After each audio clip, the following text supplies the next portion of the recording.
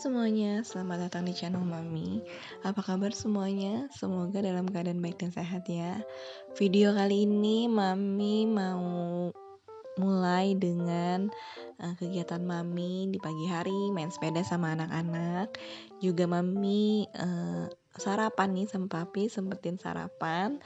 Terus juga melipir sebentar ke pasar untuk membeli kebutuhan yang Mami perlukan ya. Ini Mami beli timun, terus juga bawang-bawangan, juga cabai. Ini Mami dibantuin sama pengasuhnya anak-anak ya.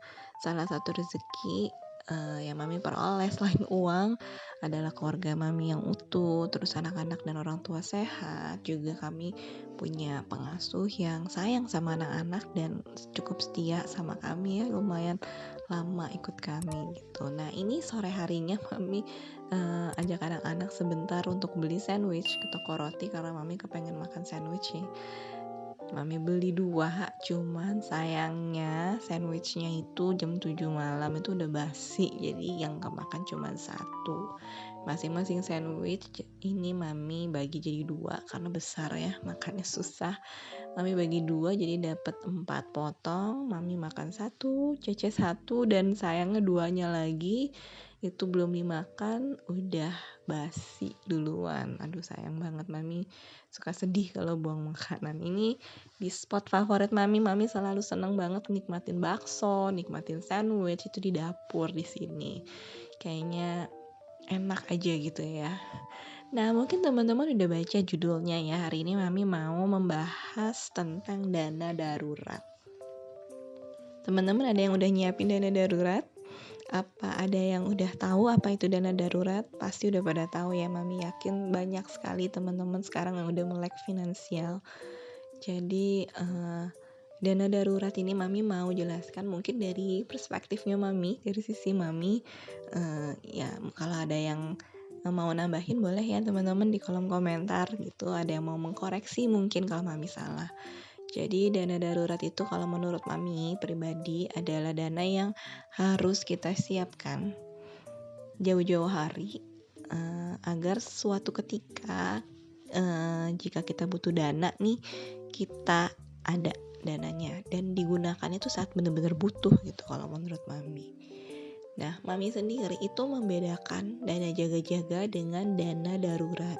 Kalau dana jaga-jaga itu biasanya Mami kaitkan dengan dana anggaran bulanan Mami. Jadi kalau anggaran bulanannya udah habis, Mami boleh pakai dana jaga-jaga.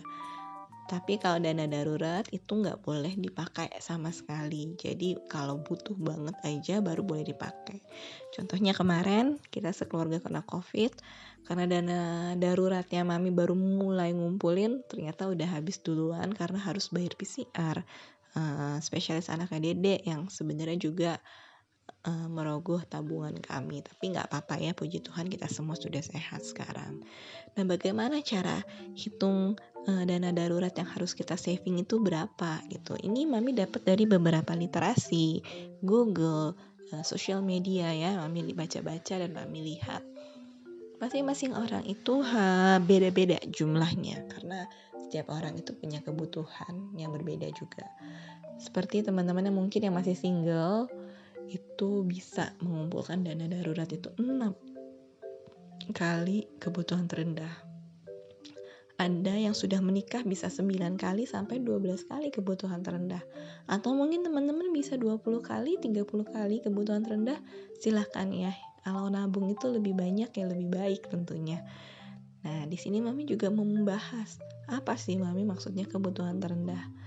Nah, kebutuhan terendah itu adalah menurut Mami adalah kebutuhan yang memang benar-benar harus Mami keluarkan. Gitu. Jadi Mami list dulu nih kebutuhannya ada apa aja. Sekolah anak, pengasuh anak, terus belanja, listrik, telekomunikasi, ongkos dan lain-lain itu Mami rincikan dulu. Terus kalau misalnya ada biaya cicilan-cicilan ya dimasukin dulu aja. Cuman di sini Mami nggak masukin. Kenapa? Karena Mami merasa cicilan itu bisa Mami keluarkan gitu. Kenapa cicilan bisa dikeluarin ya? Kalau Mami udah nggak ada penghasilan mungkin cicilan Mami itu bisa karena cicilan Mami berupa rumah ya, jadi mungkin bisa Mami jual asetnya gitu. Nah, ini mami tulis dulu ya semuanya.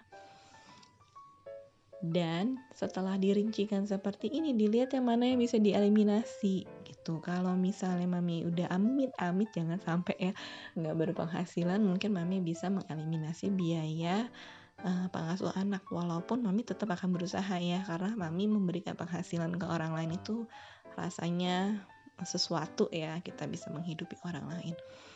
Nah, ini mami eliminasi dulu. Seperti tadi, biaya cicilan. Karena cicilan mami berupa aset, mungkin asetnya bisa mami tangguhkan, atau mungkin asetnya bisa mami jual, seperti itu. Jadi mami nggak masukin di rincian biaya terendah mami. Tapi sekolah anak itu wajib, walaupun mungkin pada prakteknya mami bisa minta keringanan. Terus listrik juga mami bisa turunkan, karena sebulan ini mami pakai listrik 1,5 juta misalnya. Mami harus berhemat sampai mungkin cuma 1 juta atau mungkin 500.000. Nah, ini nanti mami total dan mami dapat 6 juta kebutuhan terendah mami. Ini mami kalikan 12 ya, karena memang tanggungan mami banyak di rumah ini gitu.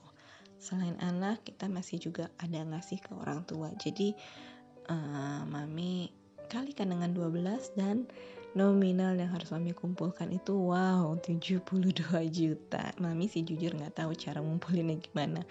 Mami nggak akan mencekik diri sendiri gitu, nggak akan bunuh diri ngumpulin 72 juta dalam setahun misalnya, bisa nggak makan gitu.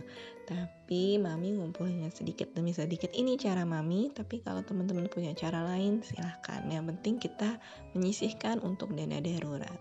Mami bikin trackernya, ini mami bikin target pertama adalah 3,6 juta. Jadi sebulan mami harus nyicil 200.000, atau mungkin ada juga yang 300 kalau nggak salah di kolom kelima ya, 5 dari atas. Itu ada 300.000. Jadi setelah ditotal 3,6 juta. Ini mami nggak targetin batas waktu. Mami coba kumpulin semampu mami aja. Nanti setelah kekumpul 3,6 jutanya baru mami ulang lagi sampai 72 jutanya. Mudah-mudahan cepat terkumpul. Ini ada uang sisa 50.000.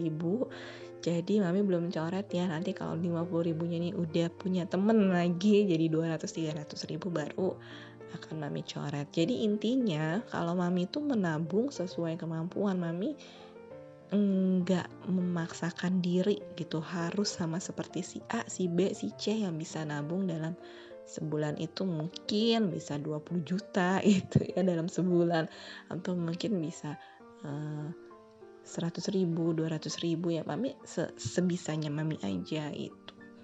Ini mami udah kumpulin nih, misalnya untuk medical check up atau untuk kebutuhan kesehatan, untuk liburan. Gunanya apa? Gunanya jika nanti dananya di hari-hari dibutuhkan itu udah ada, atau paling enggak berat gitu untuk nambahinnya. Udah ada udah ada separoh, kita tinggal nambahin separoh gitu. Jadi nggak berat gitu. Ini juga mami seneng banget ngumpulin receh ya teman-teman. Kalau yang teman-teman udah lihat yang video sebelumnya, uang-uang dari pasar, uang-uang sisa jajan mami mingguan ya, itu mami suka kumpulin di binder receh ini. Kumpulin dikit-dikit, sedikit-sedikit ya, mungkin mudah-mudahan nanti jadi banyak mami bisa beli barang yang mami mau, misalnya panci, home decor kayak gitu ya. Ini juga mami ada kumpulin buat groceries karena mami ngutang dulu kemarin, jadi harus dikumpulin. Oke teman-teman, sekian dulu video dari mami. Semoga video mami bisa menginspirasi dan menambah informasi buat teman-teman semua. Terima kasih yang udah nonton, bye-bye.